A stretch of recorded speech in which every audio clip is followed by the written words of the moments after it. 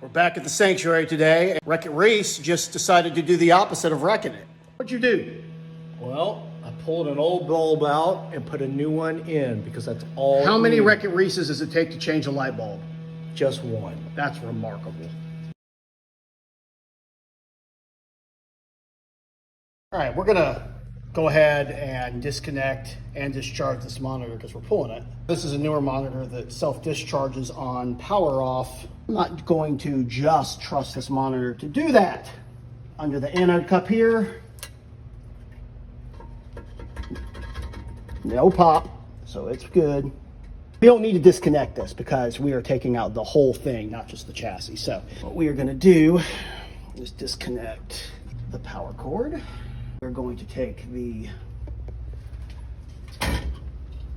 RGB video and sync plug off. That's it, ladies and gentlemen. Yeah, hold it like that vertically. Yeah. All right. All right, got it? Yeah. Water.